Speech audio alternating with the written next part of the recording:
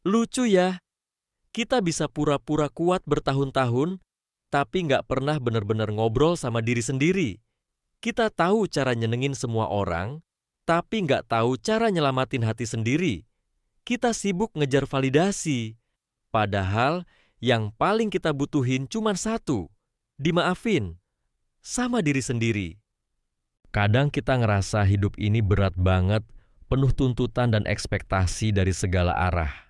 Rasanya kayak lagi lari, tapi nggak pernah nyampe ke garis finish. Nah, salah satu alasan kenapa kita gampang capek secara mental adalah karena kita belum benar-benar kenal dan nerima diri sendiri. Kita terlalu sibuk jadi apa yang orang mau, sampai lupa tanya ke diri sendiri.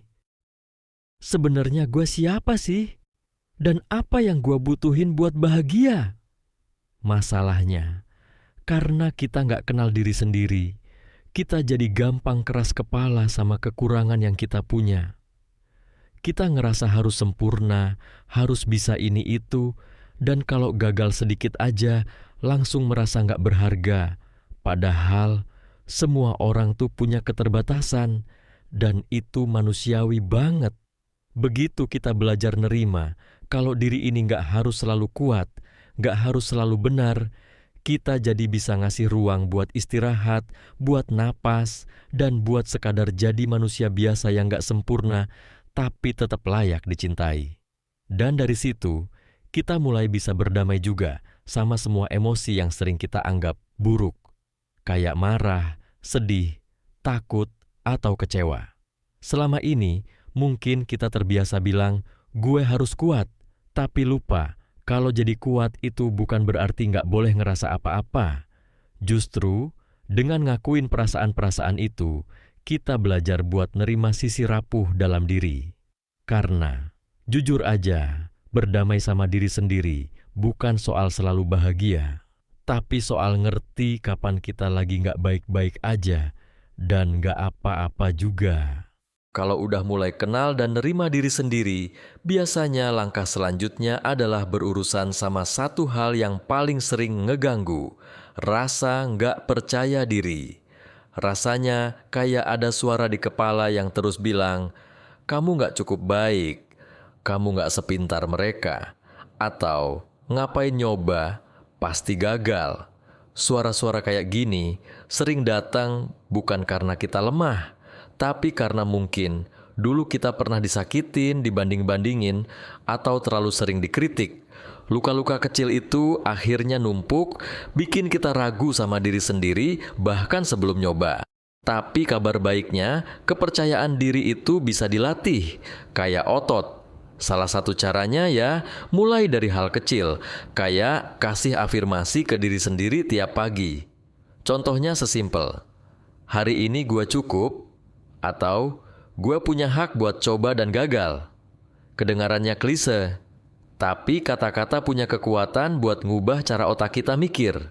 Selain itu, jangan ragu buat ngelakuin hal-hal yang ngebuat kita nggak nyaman, asal masih sehat ya.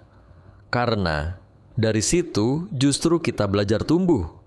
Setiap berhasil lewatin ketakutan kecil, kita kayak ngumpulin bukti baru kalau kita ternyata bisa.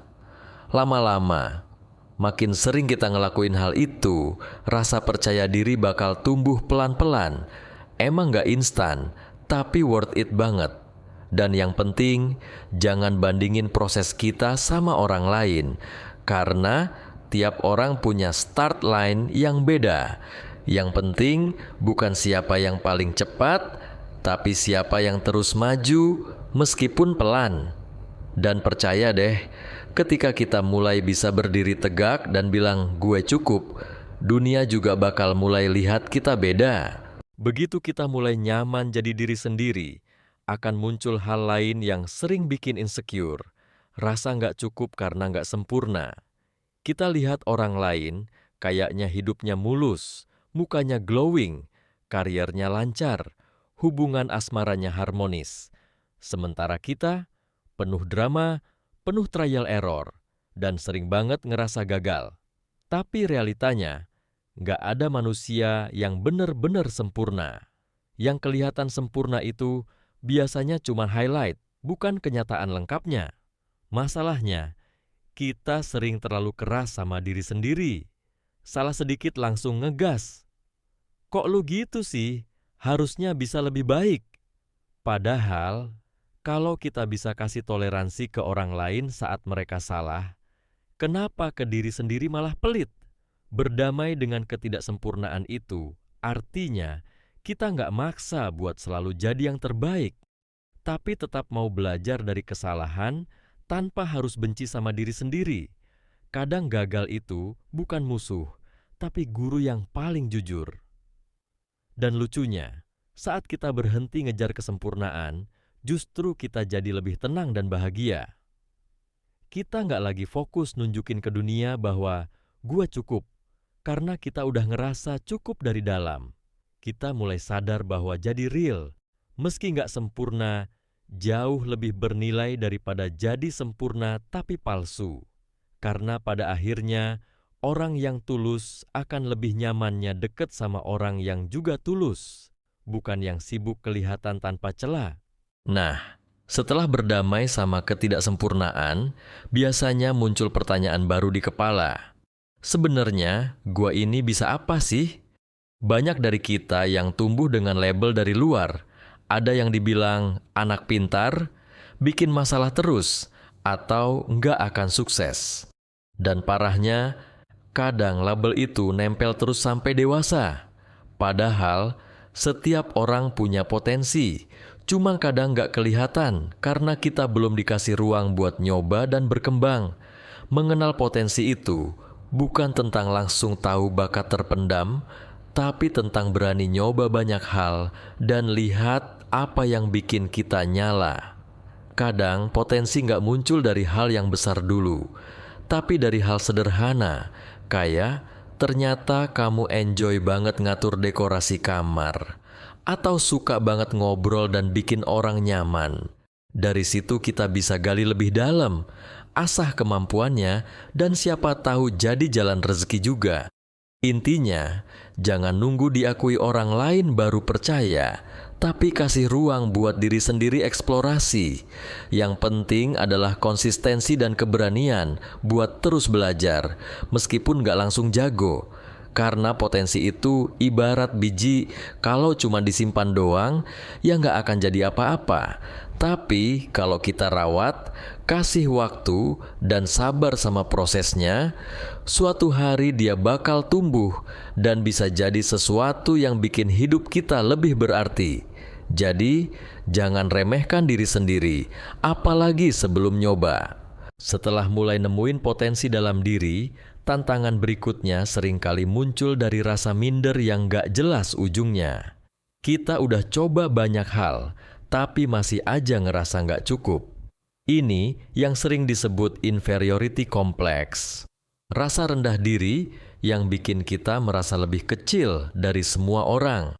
Kadang datang karena pengalaman masa kecil, sering dibandingin, atau kebiasaan ngelihat hidup orang di media sosial yang kelihatannya wah banget.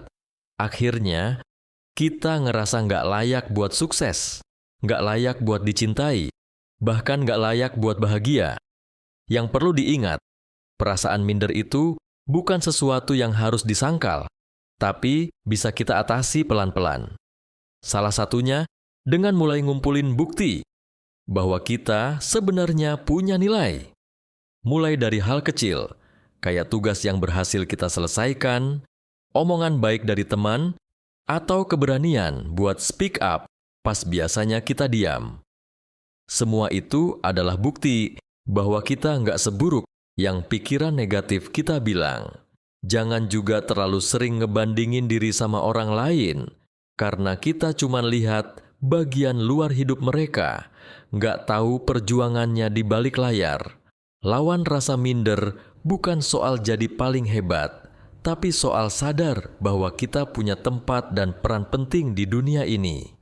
Nggak harus sempurna, nggak harus viral, tapi cukup jadi versi terbaik dari diri sendiri tiap hari.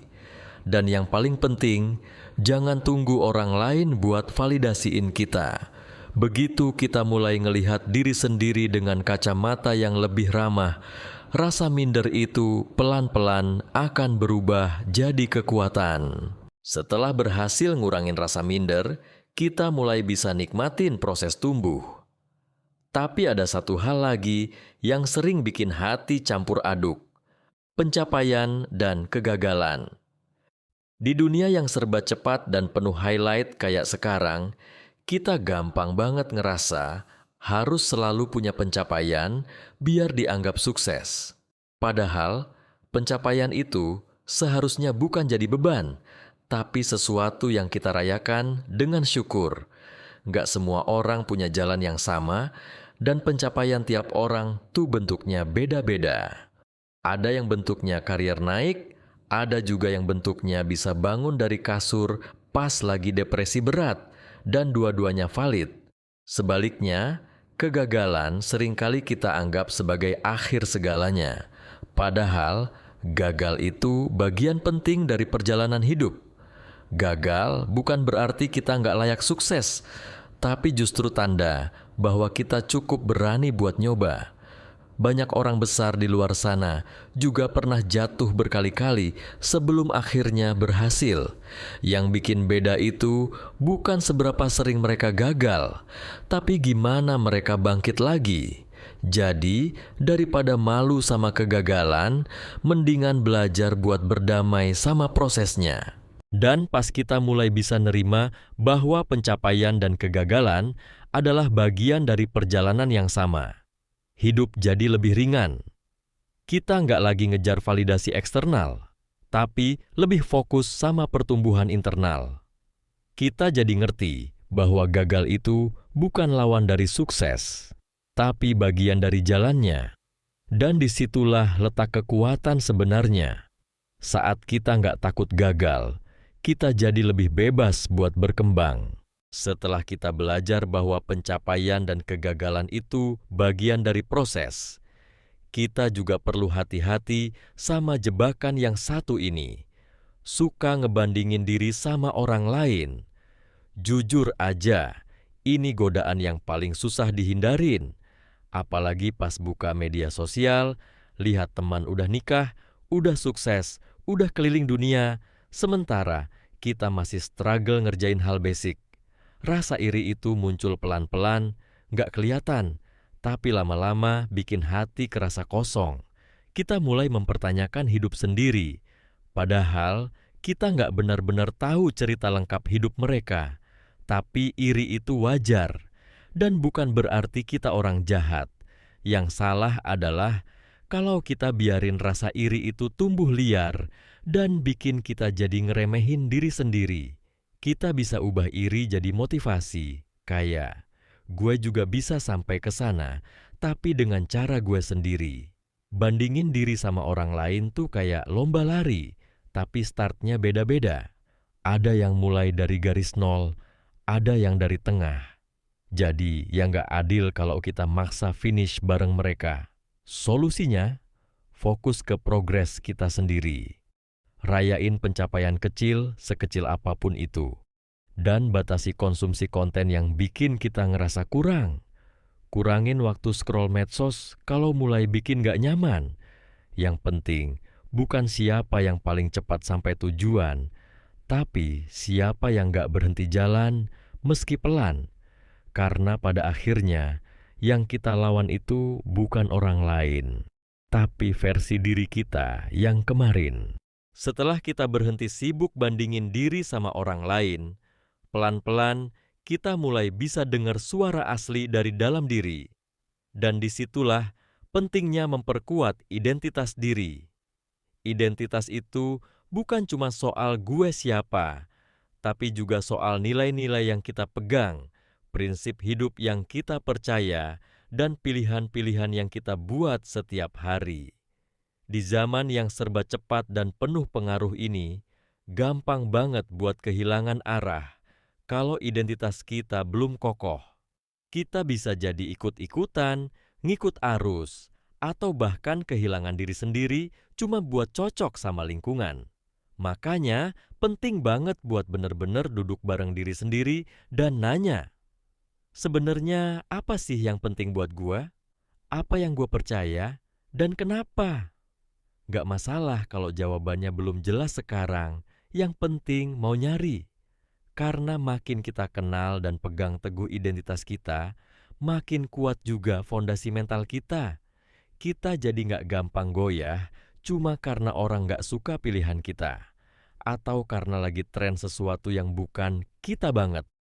Identitas yang kuat bikin kita berani bilang enggak ke hal-hal yang gak sesuai, tanpa merasa bersalah. Dan serunya, identitas itu juga tumbuh seiring waktu. Nggak harus kaku, tapi tetap punya akar.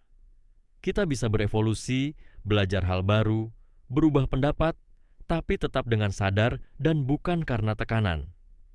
Jadi, daripada ngikutin apa kata dunia, lebih baik invest waktu buat ngebangun versi terbaik dari diri sendiri. Karena saat kita tahu siapa diri kita nggak akan tersesat walau dunia berubah secepat apapun. Setelah identitas diri mulai kuat, biasanya kita mulai lebih peka sama hal-hal yang bikin hati nggak tenang. Disinilah kita ketemu sama yang namanya konflik, baik yang terjadi di dalam diri sendiri maupun yang muncul dari luar. Konflik internal tuh kayak perang batin. Misalnya antara pengen berubah tapi takut gagal, atau tahu apa yang benar tapi nggak berani ambil keputusan. Sementara, konflik eksternal bisa muncul dari hubungan sama orang lain, teman, keluarga, pasangan, atau lingkungan kerja. Keduanya bisa bikin capek, dan kadang justru yang internal lebih berat karena nggak kelihatan, tapi terasa banget. Konflik internal seringkali muncul karena kita belum berdamai sepenuhnya dengan luka lama atau ekspektasi tinggi yang kita taruh di pundak sendiri. Kita jadi gampang overthinking, ragu, bahkan sabotase diri sendiri. Makanya penting buat mulai berani ngobrol jujur sama diri sendiri. Kenapa gua ngerasa kayak gini? Apa yang belum selesai? Sementara, untuk konflik eksternal, kuncinya adalah komunikasi dan batasan. Gak semua orang bisa ngerti kita, dan gak semua harus kita jelasin. Tapi kita bisa belajar buat gak ngerusak diri sendiri, cuman buat bikin orang lain nyaman. Yang paling penting, jangan nunggu semua konflik selesai baru mau tenang. Kadang justru dengan belajar menghadapi konflik, kita jadi lebih dewasa secara mental dan emosional. Berdamai bukan berarti semua harus adem, tapi tentang gimana kita bisa tetap stabil di tengah badai. Dan saat kita mulai bisa nangani konflik dengan lebih bijak, kita juga jadi lebih paham gimana caranya jaga diri, tanpa harus nyakitin orang lain atau ngorbanin diri sendiri. Setelah belajar menghadapi konflik, kita jadi makin sadar bahwa perubahan diri itu bukan sesuatu yang bisa instan. Banyak orang pengen berubah, tapi nyerah di tengah jalan karena nggak sabar lihat hasil. Padahal, perubahan itu lebih mirip maraton, bukan sprint. Kadang, kita udah ngerasa usaha mati-matian, tapi nggak kelihatan ada progres. Di situ, biasanya godaan datang, pengen balik lagi ke zona nyaman. Tapi percaya deh, setiap langkah kecil yang konsisten, itu pasti berarti, meskipun belum kelihatan sekarang. Yang penting, bukan seberapa cepat kita berubah, tapi seberapa konsisten kita ngejalanin prosesnya. Kayak misalnya mulai bangun pagi, journaling, olahraga, atau nyoba lebih jujur sama perasaan sendiri. Hal-hal kecil yang kelihatan receh, tapi kalau dilakuin terus, bisa ngubah cara pikir dan cara hidup kita. Dan pas kita ngerasa drop atau balik ke kebiasaan lama, jangan langsung ngerasa gagal. Perubahan itu nggak lurus, tapi naik turun. Yang penting kita nggak berhenti. Salah satu kunci biar tetap konsisten adalah dengan bikin perubahan itu relevan dan realistis buat diri kita. Jangan ikut-ikutan gaya orang lain kalau nggak cocok. Dan beri ruang buat refleksi, kayak nanya ke diri sendiri, kenapa gue mulai ini? Apa tujuan gue?